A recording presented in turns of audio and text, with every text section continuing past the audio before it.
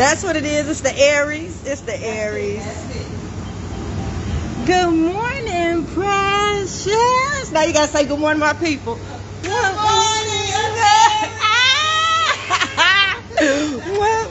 What? How you doing, baby? Happy YouTube Monday. And today on Coffee and Conversation with your girl, Shakenya. When you get a minute, go to that YouTube channel, Shakenya. Hit subscribe. Look at some of the videos. And if you see something you like, just hit share. Yeah, it's a party in here every morning. I don't even know that lady. Hey, Terry. So, y'all, I showed y'all my book. Some of y'all been in my DMs. There it is, Dysfunctional Family Knots. And y'all know what I tell y'all, I cry every morning. You know why I cry every morning? That damn Facebook. I tell you, those memories, every morning those memories pop up. Oh my God. And it's always something happy. Like when my baby was in my life happy. You know, it's like, oh my God. I remember I told y'all how I raised them to take care of one another and how close they are. Why last night the picture pop up with my little brother Jay parting my baby's hair, about to do her hair while I was in the kitchen cooking breakfast for them before they went to school. Nothing but happy memories. Like, it's horrible. You know what I'm saying? That's why I tell you mental health is something. If you need to seek a professional, don't hesitate to do so, because that's enough to throw you over the edge. You know what I mean? Because when I tell you I had happy times up until her 15th, until she was like almost 16, 15 and a half. My whole 15 and a half years with her was happy. Because some people, and I throw that out there because some people, like, you know, when I talk to them, because there's only a few people I've shared it with, and I don't share it with anybody now other than you guys every morning. But it's like, the attitude is like, get over it. Like, the attitude is, it's done now. The attitude is, it's over. That was back then. Like, that's the attitude that people take and tone that they take in most cases. Don't nobody really want to hear that, because ain't too many people probably going through what you're going through. You know what I'm saying? So it's hard for them to empathize with you and all that good stuff. Hey, Martellus, how are you, baby? So, you know, people really don't want to hear about that. That's tragic. You know, to have a child just taking out your life like that, it's tragic. You know, so it's depressing. Right? Don't nobody really want to hear about that, for real. So the people that do listen, you know, that be their objective. Get over it. You'll be all right. The baby all right. Just be happy that your baby doing this, that, and the third. And that's another one to get over. That's another hurdle to get over. My child doing everything that we talked about, from going to a black college and everything, and I'm not even a part of it. How could I not be a part of that plan when she's doing everything that we planned? You know how we talked about having plans for yourself, and we talked about having plans with your children, meaning that you incorporate what you want them to do as well as what they want to do. We plan all of that she's doing right now. So it's hard to be happy when you're not a part. You know what I mean? It don't make you a hater or nothing. It just make it's hard to be happy when you're not a part, especially when you was wrote into that script. You was wrote into that script. Like, she's doing everything that we discussed. Everything that we discussed. So today I want to ask you, how's therapy going? Good morning. Yep. And have you taken those children to therapy yet? You know, the children are still in your care. Just so you remember at the beginning, 3-4 years ago, I mentioned it to you. Remember I told you everybody needs to have therapy after that child was removed. And then it was like every 90 days I did check-ins with you, remember? So where now in this semester it's straight mental health. Like, I'm on your head every week. Like, what's up? What your doctor say? Have you gotten diagnosed yet? Is you taking your medication? Like, I'm on you, that tough. You took the kids to therapy. Oh, you haven't? Have you looked? Have you researched what in your area? Yeah. Get that baby diagnosed if they need a diagnosis, you know. They might just need to talk to somebody. Just release some steam or whatever. Yeah, because you got to think about it. Those kids suffered a loss, same as you. Yeah, but they had a brother or sister. They had a relationship with this child. Good morning, baby. They had a relationship with this baby. This baby was in their life. They were siblings, especially if they lived together. Because, you know, you can have a good relationship with your dad's other children or your mother's other children, but it's just something about those children when they live together. That relationship and that bond, it's a little more tight-knit, I think, in my mind, you know. So they were so close. Oh, my goodness. And that picture just took me back. It just took me back. So, yeah, those children need therapy because they suffered a loss. They're probably going through some abandonment issues. They're probably going through some resentment issues. Like, it's a lot that's probably brewing as a result of, because all the children are going to handle it differently. Yeah. So, you have control of that part. But one thing I will tell you, it's a good chance that that baby that was removed from your life might not get the help that they need. I know I ain't mean to add on to your worries and your stress, because I already know how you feel being abandoned by that child. I already know what you're going through as a result of what that baby mama or baby daddy has done. I know I ain't want to add on, but just know that that child is not going to receive the help that they so desperately need, because taking you out the equation was part of their plan.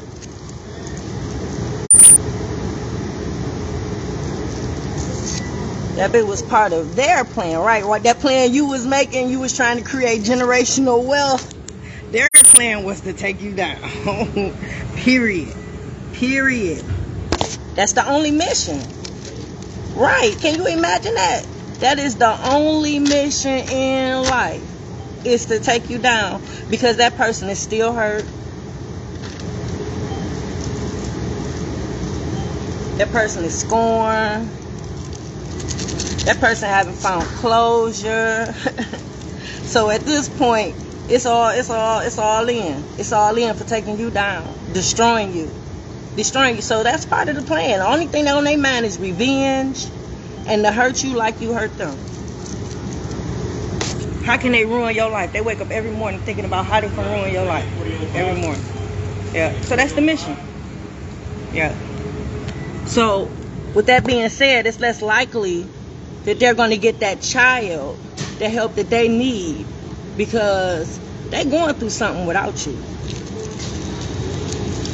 Trust and believe that baby is going through something without you. Just think about the narrative. A child growing up without a mama.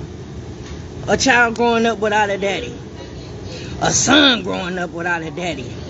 A daughter growing up without a mama. Just think of the narrative in your head. You can write it yourself.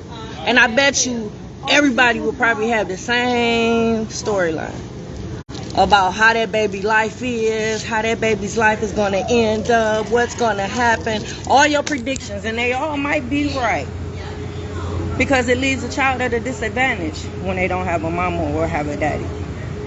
So definitely my heart goes out when the child's mother or father is deceased, you know.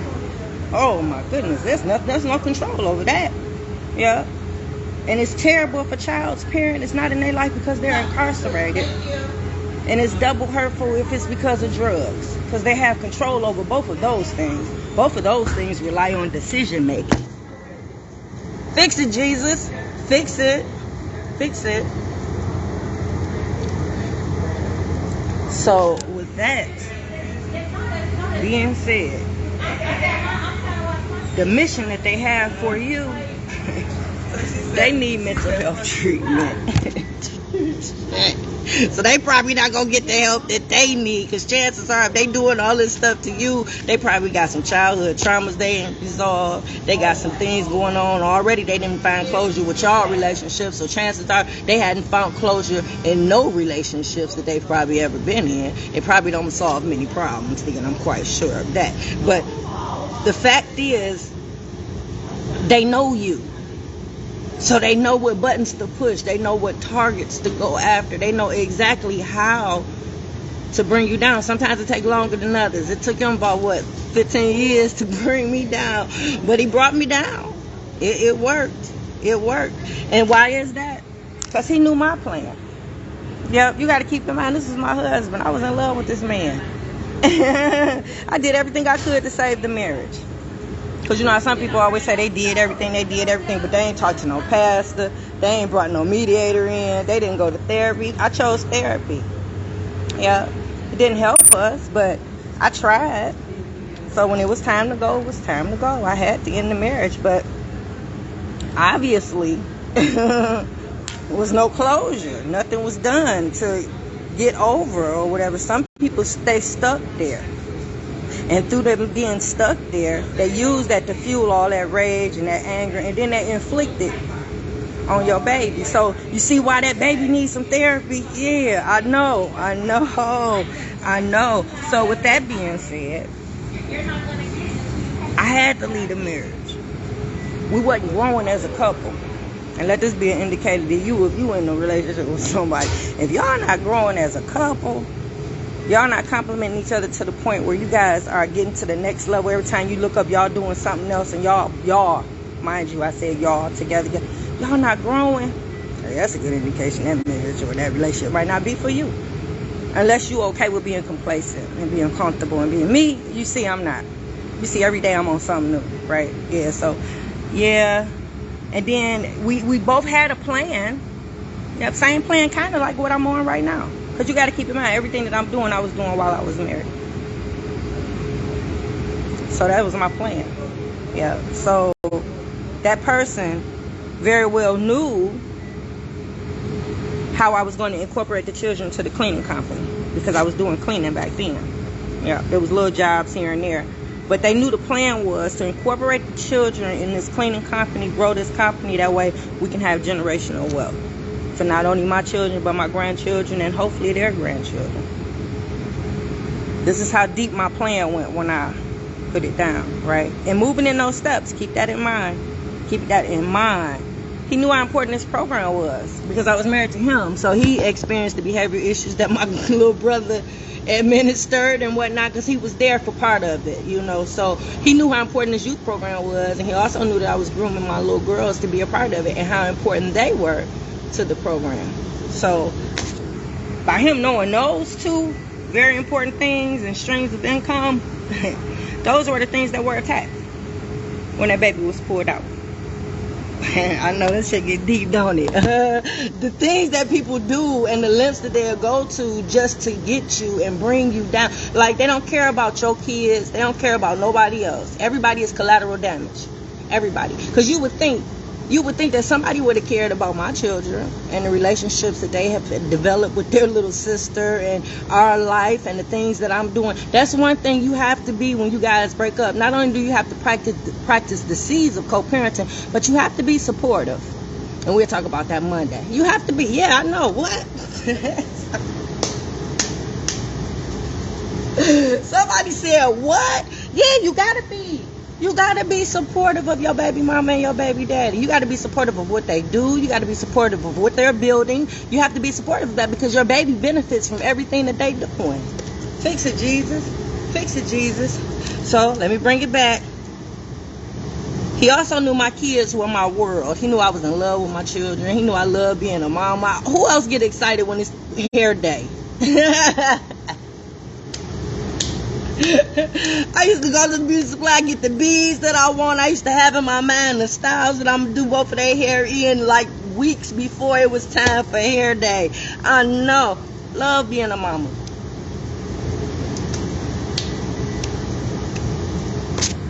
Didn't fully enjoy it at the age of 17, but as I grew and matured and grew with my children, love being a mama. Love being in that role. Love it, love it, love it. So yeah, chances are, let me make sure I covered everything. Getting rid of you was the mission. Hurt, scorn, yep. That's not looking at being collateral damage, yep. Revenge, yep. Ruin your life, yep. Are you more, yep. They know straight what to go for, yep. He knew my kids were my world. He knew about the program. He knew, yep. I was in love with my, yep. I said that, yep. We weren't growing as a couple, yep. I said that. So, just off of this little bit, you see why it's important for your baby to get therapy. So one thing I will suggest to you, if you are fortunate enough to reconnect with your child, reestablish a relationship, make sure you get that baby some help because they need it. Yeah, They need it. So that's it, y'all, for Coffee Conversation with your girl, Shakenya. It's Friday. Check me out tonight on Motor City Radio, 7 p.m. Come to my live. Subscribe to our network channel, Vince channel on YouTube. That way you will get a little ding when I'm about to come on. But other than that, y'all, I'll see y'all tonight at 7. I'm out. Mwah.